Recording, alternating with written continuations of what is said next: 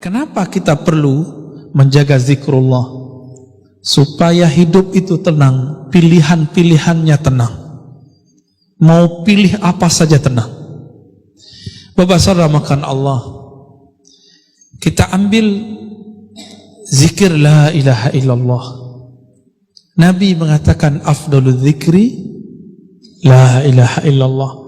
Zikir yang paling afdal adalah la ilaha illallah. Itu terjemahannya.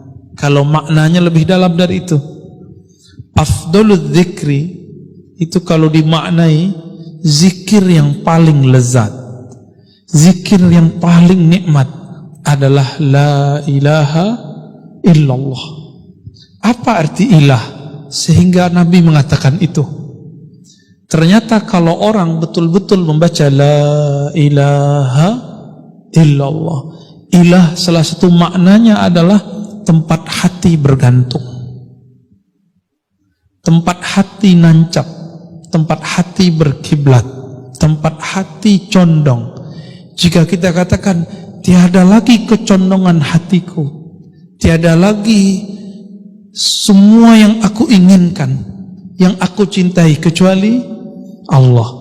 Inilah yang disebut oleh Imam Ibnu Athaillah kemerdekaan seorang hamba, hurriyatul abd. Baru disebut Abdullah. Maka orang yang menyebut la ilaha illallah, tiada lagi tempat kami bergantung, tiada lagi tempat kami memuja, tiada lagi tempat kami menyembah kecuali Allah. Di saat itulah dia menjadi merdeka. Oleh karena itu seorang mukmin jiwanya merdeka. Kalau bahasa kawan kami Ustadz Hanafi, nggak ada lagi urat takutnya, nggak ada lagi rasa takutnya kecuali kepada Allah. Yang punya zikir ini hanya ahli-ahli qalbu, bukan orang yang suka ceramah kayak saya ini, bukan yang suka debat, bukan yang suka menyalah-nyalahkan orang, membidah-bidahkan orang, enggak. Mereka ini lebih suka menyebut nama Allah, la ilaha illallah. Terdiri dari apa kalimat ini? Ulama-ulama ahlus sunnah mengatakan la ilaha illallah itu terdiri dari dua inti. La ilaha namanya nafi. Nafi sudah jadi bahasa Indonesia, penafian. Ditiadakan apapun dalam pikiran, apapun dalam hati, illallah kecuali Allah. Makanya ulama-ulama terdahulu punya teknik membaca la ilaha illallah, ada tekniknya. Kenapa Bapak Ibu baca la ilaha tidak ada merindingnya, tidak ada getarannya? Karena tidak punya teknik. Buat rendang, kalau tidak diaduk santan dan airnya pisah nggak Pak? Adukan itulah kira-kira ilustrasi baca la ilaha illallah, kalbunya harus diaduk. Mengaduk kalbu itulah, menghantam kalbu itulah yang membuat kalbu itu terasa tenang. Disitulah getaran-getaran kulit terasa, gemetar, bulu roma berdiri, ada rasa yang tidak bisa diceritakan. Tapi kalau mau tahu, fas'alu ahla dzikri, tanyalah ke ahlinya, ya. Itu tidak diobral, tidak diobral. Kalau zikir-zikir biasa itu bisa dijelaskan kapanpun, tapi kalau tekniknya tidak. Nah itu nafi. Illallah itu isbat. Apa arti isbat? Isbat berarti penetapan. Tiada yang disembah kecuali Allah, tiada yang dituju kecuali Allah, tiada yang diharap kecuali Allah. Orang kalau begini, PNS kalau begini, karyawan kalau begini, nggak perlu fingerprint, kerjanya pasti selesai. Kenapa sekarang harus pakai fingerprint, pakai daftar hadir? Karena orang-orang tidak serius bekerja. Dia hanya takut ke atasannya. Jadi nggak takut kepada Allah. Takut dengan report laporan-laporan manusia, tapi tidak takut dengan laporan-laporan malaikat-malaikat Allah. Bapak ibu saudara, ikhwan akhwat fillah. Maka Nabi SAW ketika ditanya, bagaimana cara kami memperbaharui iman kami yang usang wahai Rasulullah?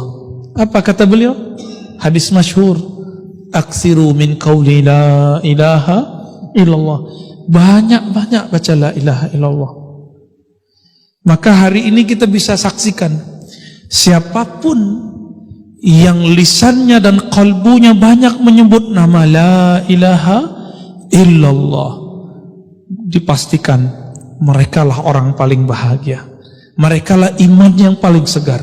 Jadi yang iman yang paling segar bukan yang bergelar doktor atau LCMA, yang bergelar buya, syekh, ustadz, tidak.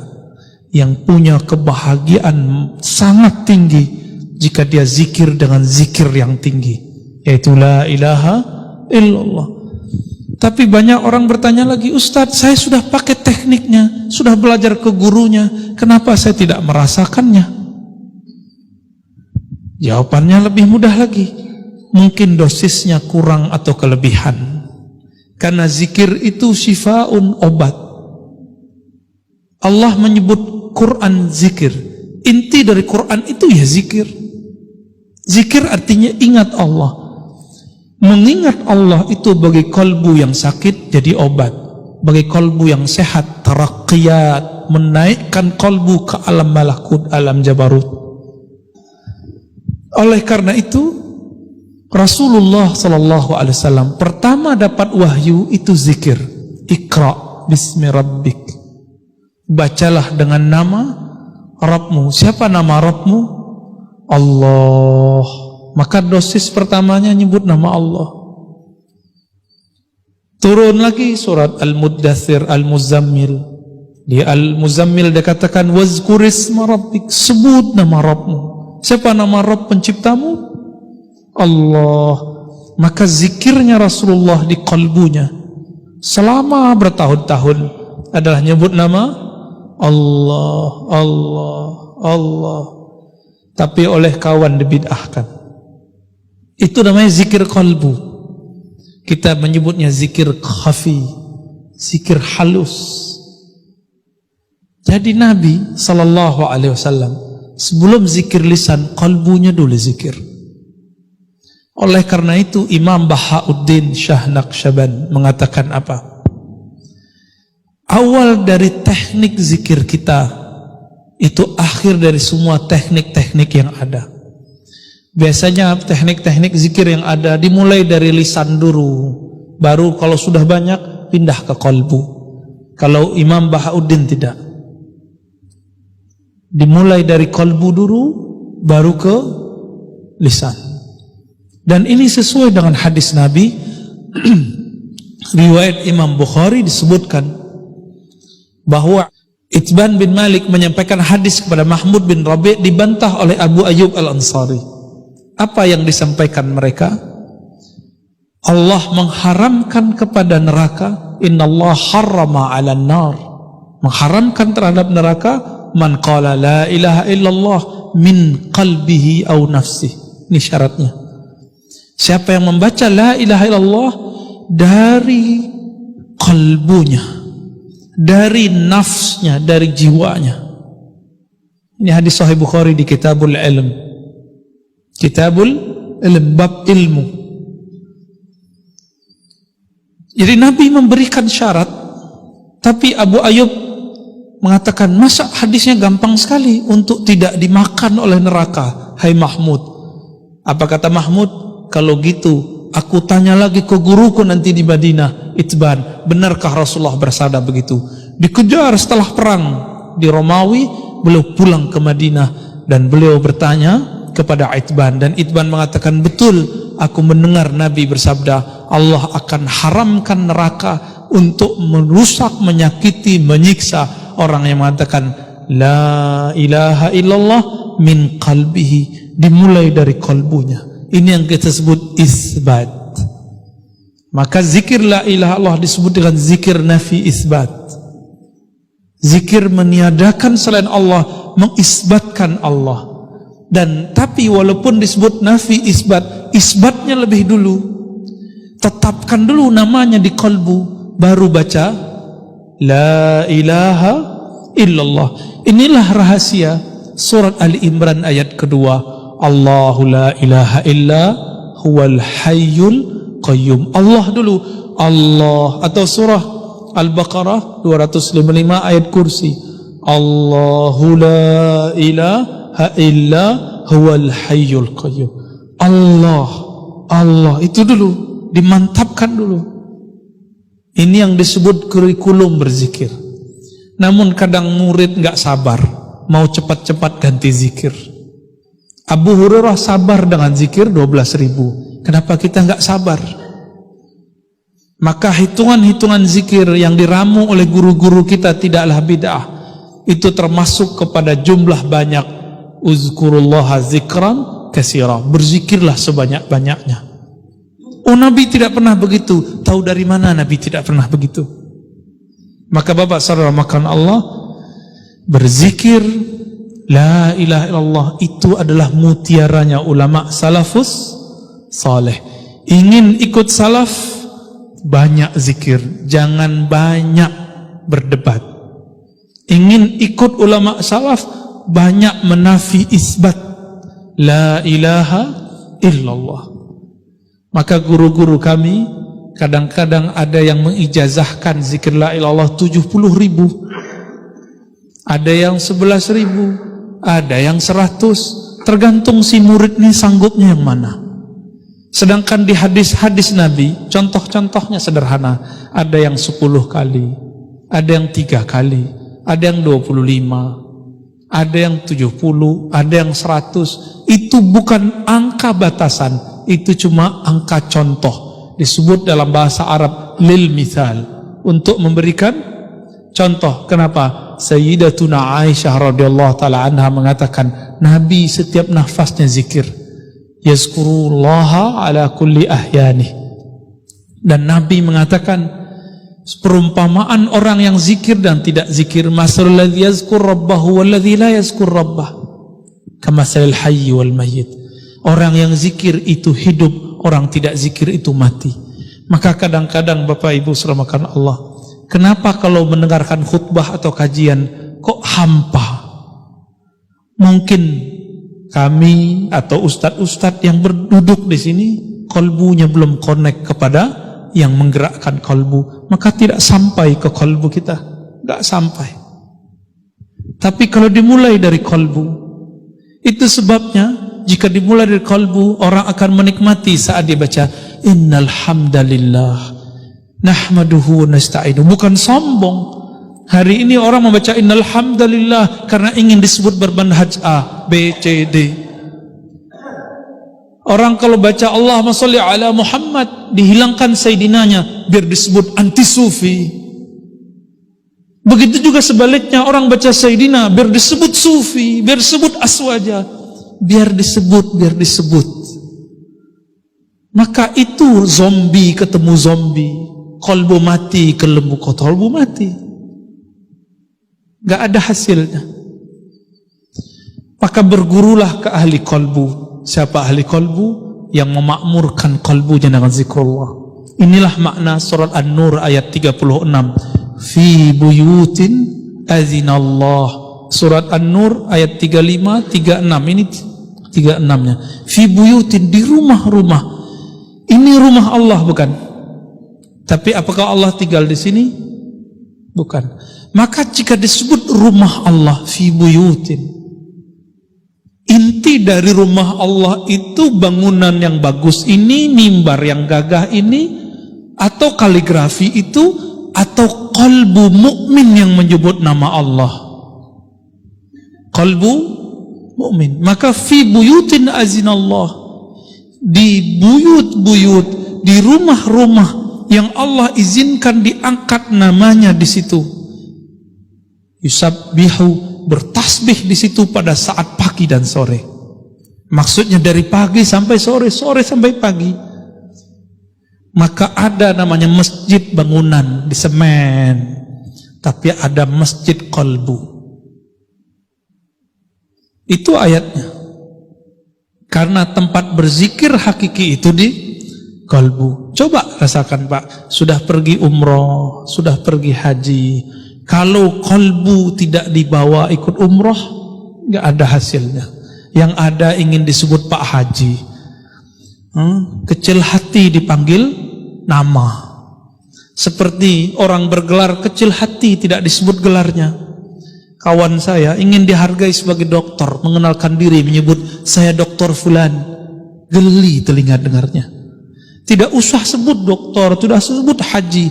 Buktikan dengan ilmumu, buktikan dengan amalmu. Pantas gak punya gelar dokter, pantas gak punya gelar haji. Gak usah sebut buya, ustadz, syekh, mursyid. Buktikan dengan qalbunya. I'malu fasayarallahu a'malakum. Beramal saja kamu, Allah akan melihat hasilnya. Maka Bapak saramakan Allah, terakhir ini hari Jumat. Rasulullah berpesan 14,5 abad yang lalu. Apa kata beliau? Aksirus salata alayya fi yaumil jum'ah. Banyak-banyak salawat kepadaku khusus hari Jumat. Kenapa? Semua salawatmu sampai kepadaku. Tapi bagi para pecinta Rasulullah, kullu yaumin yaumul jum'ah. Setiap hari terasa Jumat. Maka mereka salawat tidak nunggu hari Jumat. Jika ingin merasakan mimpi ketemu Rasulullah, bahkan bertemu langsung Rasulullah, banyak-banyak salawat. Minimal sebelum wafat Allah kasih. Sebelum wafat Allah kasih. Karena mimpi itu terjemahan dari alam bawah sadar kita. Kita sadar, di saat sadar kita menabung apa ke kalbu? Nabung zikir, nabung salawat. Jika itu yang sering kita baca, itu tabungan alam bawah sadar. Apa yang dilihat, apa yang didengar, apa yang dikata, apa yang dizikirkan, itu masuk ke alam bawah sadar, disimpan dalam memori kalbu. Jika dia telah tumpah ruah, telah banyak, telah penuh, nanti rasa itu akan membuat kita mampu melihat alam malakut, minimal di alam tidur. Ini yang Nabi katakan, man ra'ani fil manam faqad ra'ani. Yang mimpi melihat aku dalam tidur, itu masuk ke alam roh. Dia benar-benar bertemu aku. Bukan syaitan, bukan iblis, bukan jin. Itu jaminannya. Maka itulah hiburannya orang beriman. Dan ini yang kami tahu hanya ada para ulama-ulama aswaja, ahlus sunnah yang bertasawuf, yang berzikir, bersolawat tiada henti. Semoga kita termasuk itu yang Nabi sebut dalam hadis, la tabqa minal mubasyarat. Tidak tersisa lagi dari mubasyarat, dari kabar-kabar gembira, dari kabar-kabar rohani, kabar-kabar langit, hiburan bagi ulama-ulama, hiburan bagi ahli kalbu, kecuali ar-ru'ya salihah, mimpi-mimpi yang indah. Apa mimpi yang indah? Bukan mimpi basah, tapi mimpi bertemu roh paling mulia, roh Rasulullah sallallahu alaihi wasallam. Saya doakan siapa saja yang beramal salawat banyak-banyak, saya doakan semoga segera ketemu Rasulullah. Enggak sekarang, nanti, enggak nanti terus. Tapi ingat, kita salat bukan karena ingin mimpi. Kita salawat karena ingin menyampaikan cinta dan rindu kepada Rasulullah. Maka digabunglah la ilaha illallah Muhammadur Rasulullah sallallahu alaihi wasallam. Udah Pak? Ya kira-kira itu. Mau tanya jawab? Ya. Kalau zikir apa yang mau ditanya? Ya silakan kalau mau tanya.